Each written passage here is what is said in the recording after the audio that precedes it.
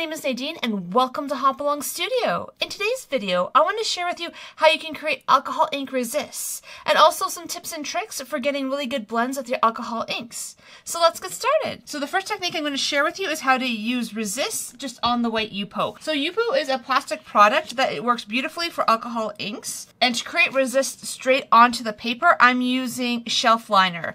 This is a contact brand of shelf liner. If you're looking for this particular one, I have included it in the supply list below. What we are doing is cutting this into shapes. So whatever shape that you want to put onto your Yupo that you would like it to resist all the alcohol inks, you could do cursives, you could do curves. I've done some circles here. So if you wanted to do a resist with contact paper so you could actually stamp your image on top, I'm going to show you really quickly how you can do that with contact paper. So basically the contact paper has a backing sheet and has a sticky side. And because this is repositionable and can be easily removed, that's why it works really well for alcohol inks. So for my contact paper upside down, I have actually stamped my image onto a white piece of paper. I'm putting it upside down to outline it. So you just want to go around the edge with a pen and just outline your image.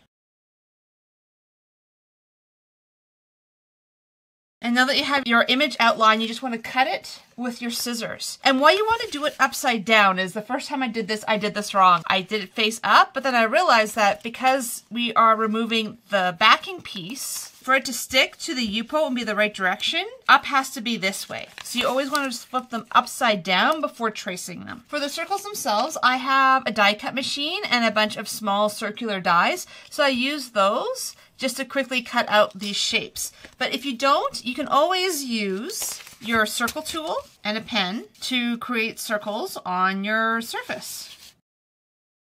And as I had more techniques that I could really fit on one paper, I decided I would show you two different takes on this project today. And so we'll start with the circle one. And so sometimes it can be a little hard getting the backing after you cut the shape off of the shelf liner, but just be patient. You'll get it eventually. It helps to have a little bit longer nails for this, which I generally don't. And then what you want to do is just add it onto your paper like so. And try to get it as smooth as possible. And what you want to do is you want to rub as hard as you can around that outer edge. Because this is meant to resist the alcohol inks, if you don't have a really good adhesion on it, it's going to allow ink to get underneath the shelf liner. And you don't have to necessarily stay on the page either. You could go a little bit off the page if you wanted for this technique. I always like using odd amounts of circles or shapes on my projects, so I'm just going to throw another one on here. And you want to keep all of your backing for your shelf liner. You're going to need that later. And for the florals, we can basically do the exact same thing. In this case, because the sheet of paper is fairly large, I want them to overlap slightly. But when you're overlapping them slightly, what you want to do is put the top image that you're going to have on the very, very top on first, which might seem a little bit counterintuitive, but you'll see when we're stamping how it's going to create a resist and help you get your images in just the right place. The shelf liner is perfect for this because it's sticky. It's meant to stick very well to the surface, but it also comes off really easily from the Yupo. And because we are using Yupo for this project and a plasticized surface, if you're using paper, I think it might be a little bit of a different thing. I haven't actually tried the shelf liner on paper, but using Yupo, you're not going to have much trouble removing your images. So we're going to start with our circles sheet. It's going to be a little bit hard to see those circles, but once we start adding alcohol ink, you'll notice that those circles show up quite nicely onto your surface. I'm going to start by using 99% alcohol. Since my last video, it's been quite a while, so I've been playing around with alcohol inks a lot lately, and I've learned a little bit more subtlety in my technique than what I've shared before. And so I'm starting with adding just some 99% alcohol to the surface.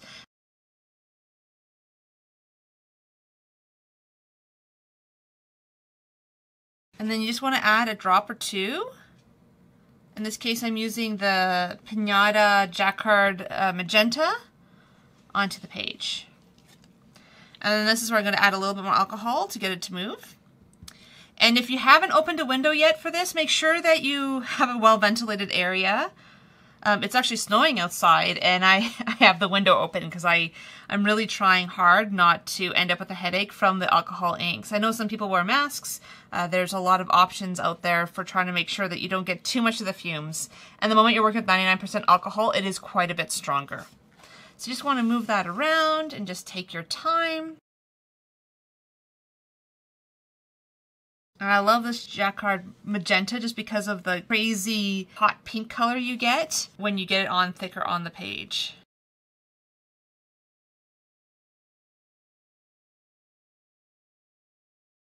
Because that's a little bit more of the pure color there. So I want to not have everything super light. I want a little bit of that darkness in there.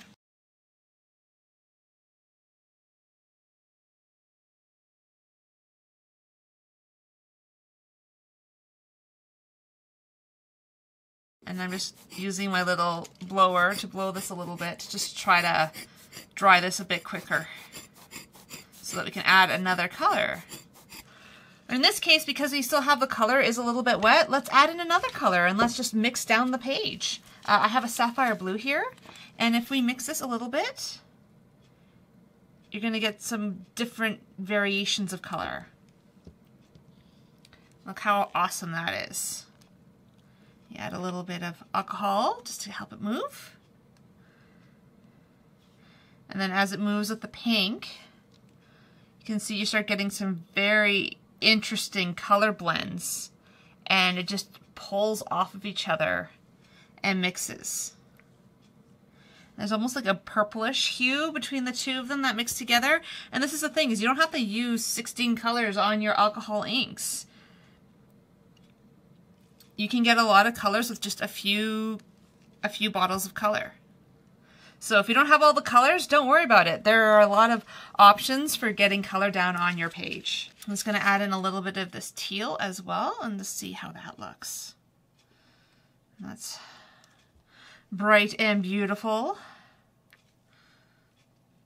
And just keep mixing that. And this page is about 9 by 7, 8 by 7, so I'm using quite a large page in this project today. We'll see in some areas it's covered the circles completely, in other areas it hasn't. And so sometimes I let it run off like this, and then I dab off the bottom along a piece of paper towel. And what that will do is that prevents you from getting those long drips at the bottom, and it prevents you from having to really use all of your ink on the surface. And so with this one, I wanted to dry fully before we add another layer. So with this one, I really wanted to add additional color. And I still wanted to keep this fairly dark just because the darkness of it helps the resist stick out more and shows that contrast. But I'm going to start by just adding a little bit of this aquamarine along the top. And adding a little bit of alcohol down the surface. And you can see in areas it is now going quite a bit lighter.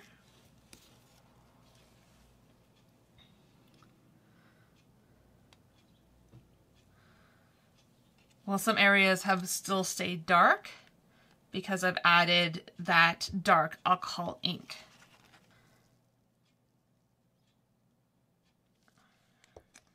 Now I'm adding stream. I should have added those straight at the top instead of a little bit off the top.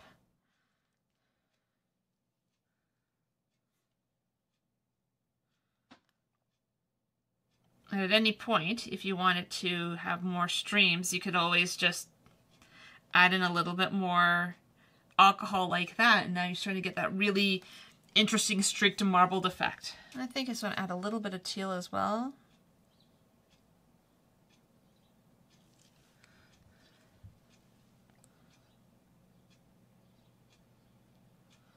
You'll see sometimes it'll go around the edge of the circle, other times it will go over top.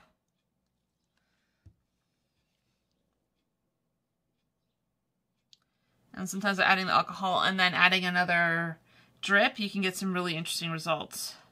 I know I have this on an angle, I just have to try to keep it at an angle so it will go down the surface, but I hope you can kind of see what I'm doing here.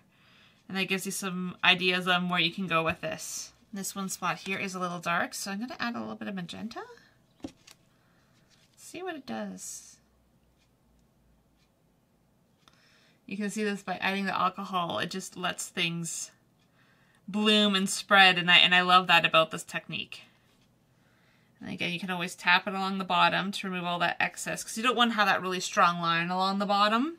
And I think that's good. So with this floral one, I want to start with adding a little bit of purple to the top. And I'm going to add a little bit of the boysenberry and a little bit of this Villainous. And the Villainous has mica powder in it, but it still is an alcohol ink. So it doesn't need to be mixed with another color. And I'll get into that a little bit more about the difference between mixatives and alcohol inks. And you can see it's moving, but this is where I would want to add some alcohol. But one thing to be aware of is anytime you're using mixatives or you're using anything with mica in it, the alcohol is going to do weird things to the alcohol inks. You'll see here that basically all the mica has gone completely grainy. And it's not really a pleasing look, but I wanted to show you what happens when that does happen. And so if that does happen to you and you really hate it, just add a bunch of alcohol, push it off. You can remove a good percentage of the color. You won't remove all of it, but that's okay. We can just add more color on top. So before we get into adding a lot of color, let's talk about the difference between pearls and mixatives. Pearls are basically alcohol ink with mica inside of it. The mixatives need to be mixed with some alcohol ink for them to stick to the surface. If you add mixatives straight to your Yupo, it's not going to set. You do need to have some alcohol ink mixed with it. And so I'll show you how to do that. So when we're using our boysenberry here, we can add some to the surface. And then if we want to add our mixative, we can just add it in on top. Ooh, that was a lot. But it looks pretty cool, right? And now, if you're trying to not have all of your mixatives go grainy, you want to use alcohol blending solution. Alcohol blending solution isn't just straight alcohol. It has a mix of, I think there's resin and other things in the alcohol ink. So in that way, you can see instead of going grainy, you get these beautiful shimmery looks to it.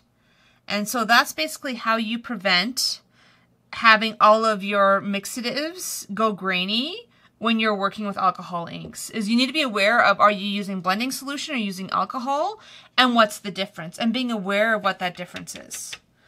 And I added a whole lot to this paper, and I don't necessarily want that much ink, so this is where you can always dab off. And I'm going to go in with a little bit of the Villainous, and I want to go in with a bit of the Tranquil. And both the Tranquil and the Villainous have the mica in them. So you can see they're acting very differently, and you can get some very interesting effects with it.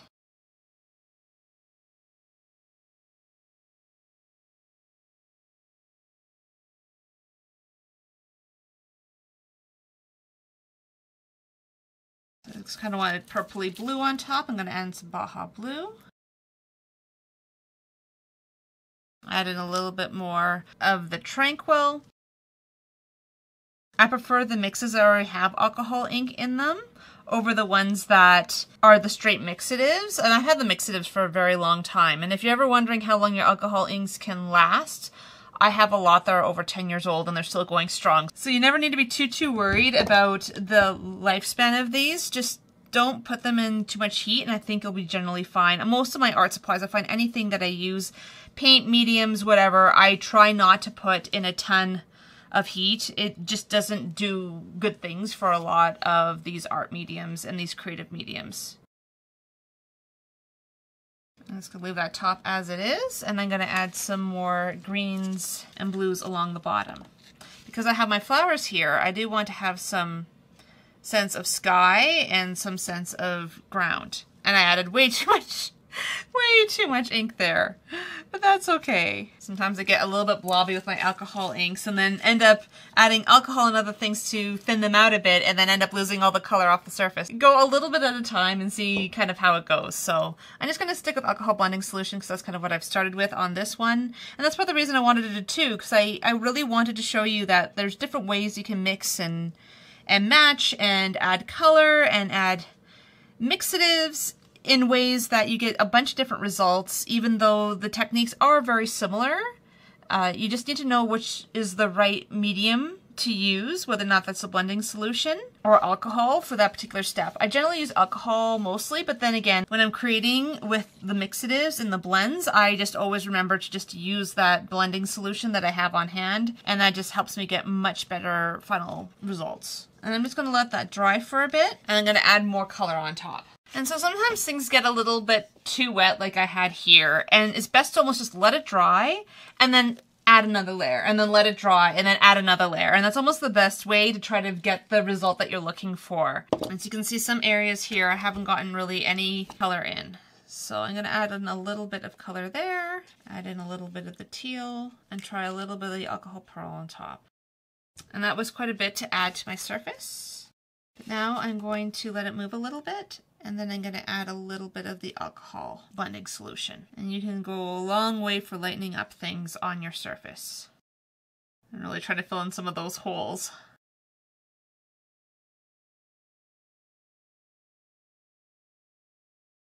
I don't mind the green coming up along the top there a little bit.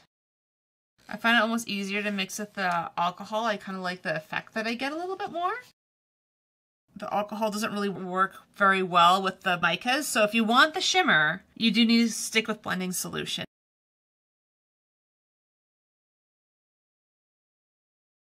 I'm just going to add a little bit of copper on there. Mix it a bit with the blending solution.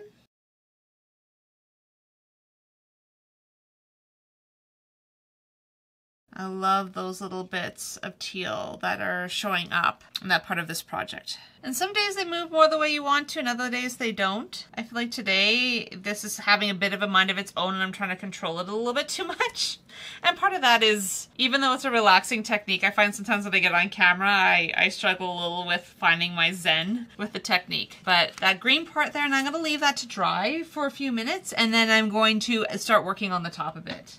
Now that the green at the bottom is fairly dry, I'm going to start adding a little bit of color on top. So I'm going to add a little bit of purple. This is Passion Purple, and a little bit of the Baja Blue. And if you want to try to get it moving, it does take a little bit of work. And again, if some things are not going quite where you want them to, you can always use your blower to let them dry and to push them in places that you want them to go. And you can see, so you can create textures that maybe weren't originally there. This is where you can maybe come into it with a lighter color like Pool and try to mix that in. It's very bright, but I really like where this is going. This gives you a lot of contrast for adding in additional resists and different layers on top of this. As you're drawing this, use a bulb like this or use canned air. Do not use a heat gun because this is plastic. It will melt and warp with heat. So now that these are dry, I want to show you how you can create another resist technique on top, and that's using alcohol lift ink. And this alcohol lift ink is something that I found a few years ago, tried it a couple times, didn't have great success, didn't use it for a bunch of years, and recently learned how to use it properly. So I want to share with you some of the things that I learned about it to really get good results. First, you need to think about the stamps you want to add to each of these layouts. In this case, I think I'll start with my circle one. So I'm going to start by adding the alcohol lift ink on this very detailed stamp. And what's really cool about this ink is it works well on super detailed images like this. And I'm just using this just to add texture to the background. And that was not even remotely straight, but that's okay. I'm obviously having a non-good stamping day, but that's all right. Not everything has to be perfect, and I'm going to cover that up with a little bit of other stamping text, so it'll be fine. And so I usually choose 2 or 3 different stamps that I like to repeat on these backgrounds. So with it being lift ink, I've actually ended up nutting up my ink pad a little bit, because every time you stamp in, I should actually be stamping off on another page, because the alcohol lift ink picks up the alcohol ink from the surface, adds it to the stamp, and you can apply it elsewhere. And I'm going to add in a cursive stamp, so I'm going to hide a little bit of my stamping error there. So you can see you can get some very interesting, very gentle stamped images, and you could really do this on a separate journal page or a separate card and end up having basically 2 projects going on at the same time. In this case, I'm just using it as a sheet to remove the color. Might seem like I'm adding a lot of this ink, but really, when you consider that a lot of these circular areas are going to be pulled off, there's still going to be a fair amount of neutral space on this layout. And I'm going to set that aside to dry. You don't want to pull up the lift ink right away. You want to give it a little bit of time to dry and to set. And that was a big learning for me, because I used to stamp with lift ink and then remove it right away and then wonder why I had such smudgy images and why they didn't turn out very well. Taking some time just to let it dry and do its thing is really important. You can see you can get a really beautiful large image like this just from the ink you're pulling off of your layout. And now I'm going to come in with a little bit more text, because I like these text stamps. I think they add a little bit of nice subtle texture to the layout.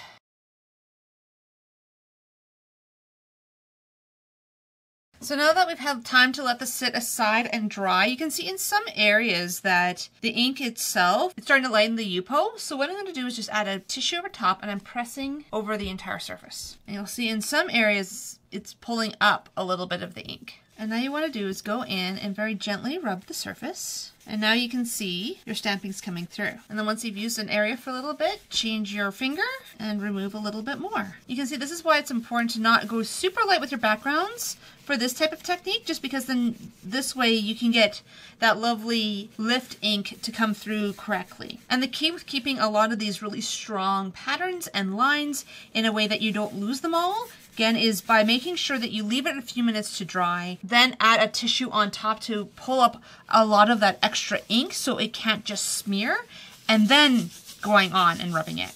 But you can see here by adding a bunch of that subtle detail, it kind of adds some real fun and texture to that alcohol ink background and creates that beautiful resist technique. And I'm going to go in and do the same thing with this other one. So when you compare these two, this one worked a little bit better with the lift, just because the fact that I had added more alcohol and it watered it down a bit more, so it made it a little bit more even to be able to pull most of the ink off that surface. Well, this one is quite a bit bolder. It has quite a bit thicker layer. So again, it's acted a little bit differently on the page. So next thing we can do is remove the shelf liner and then see how we've done with that resist. And you might get a little bit of goo on your surface from it. Along here it's still sticky, and I'll show you how you can remove some of that stickiness from the surface. And this is where you now have an alcohol ink sticker that you can add to a different project. You could use it again for creating a resist, but the only problem is this ink will re-wet and will mix with whatever colors you have. So I like to use them more as stickers on other projects and just use clean images every time I do this technique. And I just add it back onto the backing paper, and this can be used on another project. Because like, look how awesome that is. And I just love the colors that you add onto these images, and because it's alcohol ink, it's just going to stick nicely. It's meant to stick on any sort of non-porous surface, so it works really well on the shelf liner for creating stickers. You can see that even though I did try to stick this down really well, some of the color still got underneath. So it is just something to be aware of, and I think the more color you add, the more you're going to run into this. And you can leave this as it is. You could put edges around it. If you like the look of it, leave it. If you hate it, I'll show you how to remove it. And so any of these sticky areas is going to make it very hard for us to add images in these areas. Even if all you're trying to do is add pen onto those areas, it's going to gum up your pens. I use a little bit of 99% alcohol onto a Q-tip, and I rub gently. And it won't remove all of it, but it will lighten it. You just got to change your surface and your fingers lots, just because it tends to blend. You can sometimes end up with a blend that you don't want. So I'm going to use the other side of that same Q-tip. Add a little bit more alcohol. And the alcohol, if you add too much to your Q-tip, will bloom out to the edges, so just be aware of that. And again, if you like those little edges, there's no reason you can't just leave them. I've only played with shelf liner for this technique. I wonder if there's maybe some other products out there that you could use and get a similar technique and maybe a little less stickiness and maybe a little less of it bleeding underneath. I think it's also finding something that will come off the surface quite easily and won't be a permanent adhesive. But if you do play around with this and you find something that works better than the shelf liner, please let me know. Then I haven't gone that far into it. I kind of went, well, I wonder what would happen if I tried using shelf liner on this and see what effect I could get. So this for me is a fairly new technique. If you're wondering where some of the inspiration comes, a lot of it is I wonder what would happen if. I'm going to continue working on these circles until they're all kind of where I want them to be for our next step. So you can hear with the circles, I haven't gotten all of it off, but it's pretty good. I think if you wanted to try to have an alcohol ink background and you wanted a little less underneath them, what I would do is probably just use a blending tool to add alcohol ink to a felt and add it on top, and that will probably give you a crisper edge because there's not going to be as much stuff dripping down or thick layers that could possibly cause this to seep underneath. But I just really wanted to show you kind of the proof of concept for this. So I'm pulling up my flower images. I'm only going to pull up the first two that are showing that they're overlapping this guy, and then I'll show you basically how I am going to stamp on them to create layers. I want to add my floral images, and I have my stamp on my stamp pad. I'm going to add Archival ink to the surface. And so I'm using both Kitsch Flamingo and Evergreen Bow. I could use maybe a solvent ink on this because it's going straight on the Yupo. But in this case, I'm using Archival ink. Archival ink is oil-based, so it's going to stick to the surface and it's going to dry completely. And so it's not going to be perfect because I'm lining it up as well as I can.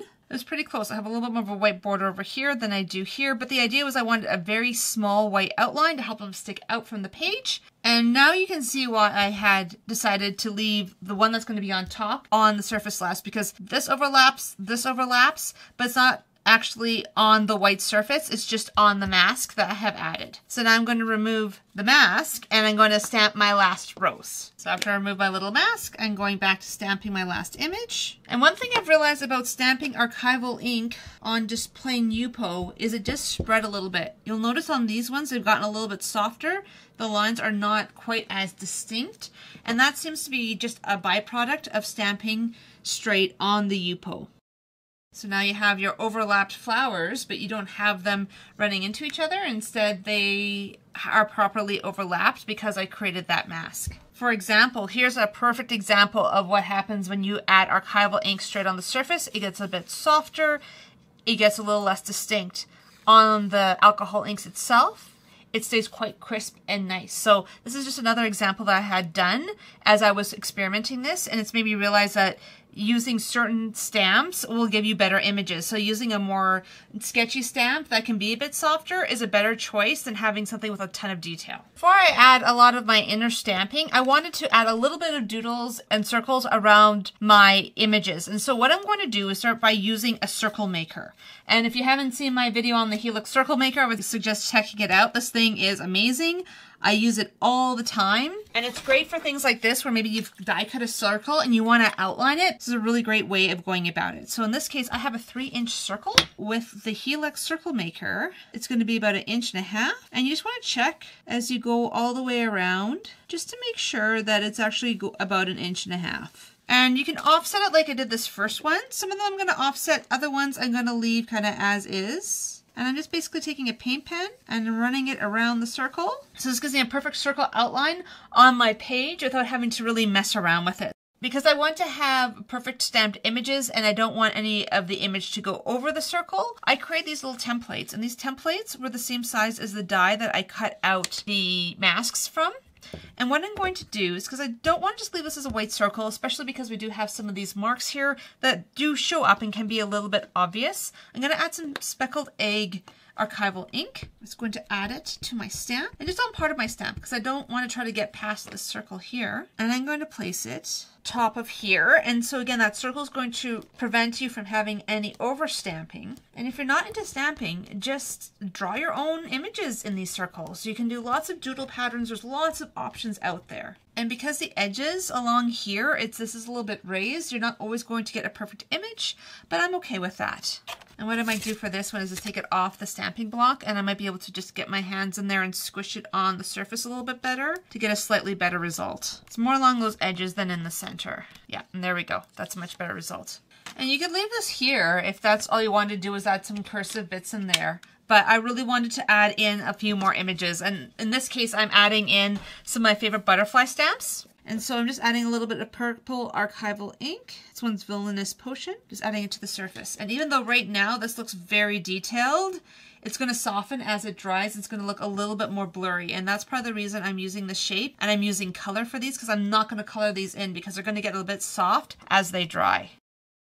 I'm going to add in a little bit of watercolor medium. And one thing a lot of people don't realize is that Yupo is for more than just alcohol inks. You can use it for watercolors, you can use it for acrylic painting. There's a lot of different ways you can use this surface. It's a completely different medium than a lot of other mediums, so it gives you some really good creative options. And so just adding a little bit of color to my palette here. I'm going to stick mostly probably with the Permanent Rose and the Alizarian Crimson. But I thought I would maybe throw some purple in case we want to go a little bit darker with our hues. And if you haven't checked out one of my other watercolor videos, I'd love for you to check it out. There's some really good ideas there that will kind of help you start getting comfortable with watercolor painting. And if you've enjoyed what you've seen so far, if you could like it, subscribe, and hit that notification button, I would really appreciate your support. You can always find any of the materials I'm using in the supply list. So what I'm doing here, I'm trying to decide if I want to go lighter or darker, because I do want it to be in contrast with the pink that I have added below. So in this case, with this one, I'm going to go a little bit darker. So I'm adding a little bit more of the alizarin crimson hue to the flower. Why I chose flowers for this particular one is I was thinking about some of the people who have helped me along in my creative practice. I think about some of the teachers that I had early on who, when I was doing a lot of scrapbooking, told me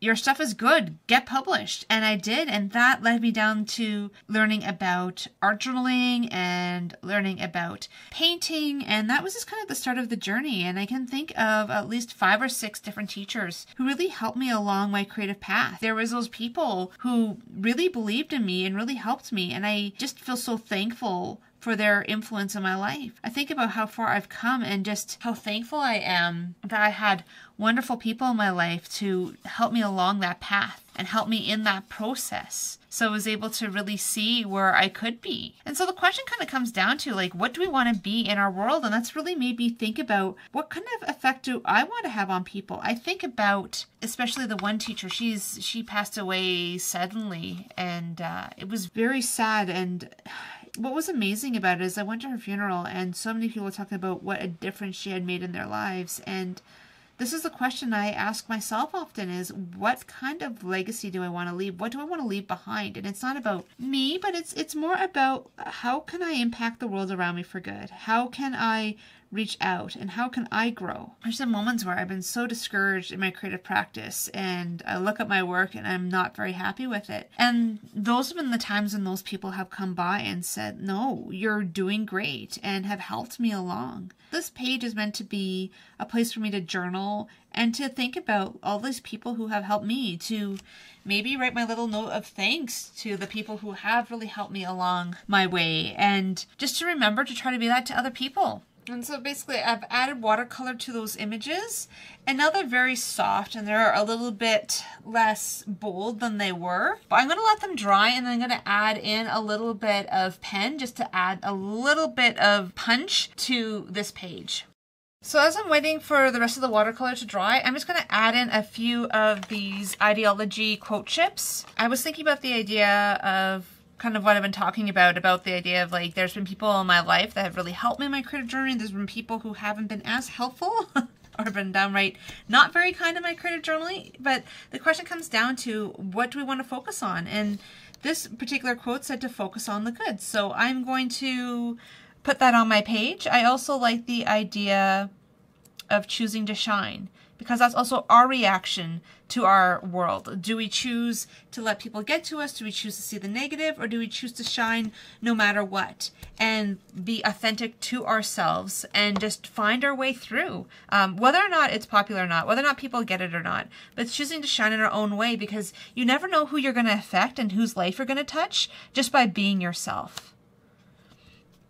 And then with that also comes the need for bravery, because honestly, being authentic and trying to be a light out there and trying to be that positive person, not everyone's going to get it, not everyone's going to appreciate it, and not everyone's going to like you for it. So sometimes it requires us to show some bravery, to just be brave, to put ourselves out there and just be ourselves, and the right people will find you. You'll find that you just attract those right people into your life. And so those are my 3 words that I'm going to add. And while this is still drying a little bit, I'm going to add a little bit of journaling in. In this case, I wanted to add a few of the names of the people who have helped me in my creative journey. Now that this has dried mostly, I'm just going to go in with my gold pen and just start adding in lines and sketchy lines and outlining things that I think will just make this feel a little bit more dynamic. And then that way, that gives us a little bit more shine. It gives us a little bit more focus. And for this, I'm using my Posca paint pen. And again, I'm keeping it very sketchy. And because this is such a slippery surface, you may need to occasionally put your paint pen down back on a piece of paper just to make sure it doesn't get bunged up from stuff that might be on the surface. So yeah, and if I'd wanted to even go brighter with this, I could have used black pen or whatever, or even just a stronger white pen. But I kind of like the gold. I like the shimmer that the Posca pen does give me on the surface. And I really like this page as is. So your next question might be what to do with these when you finish them. I have a Dana Wakley blue journal here, and these ones you could add another mat on the back and add it onto a denim page. I covered this page with tissue paper that had crunkled up, and that would make a really nice border for this one.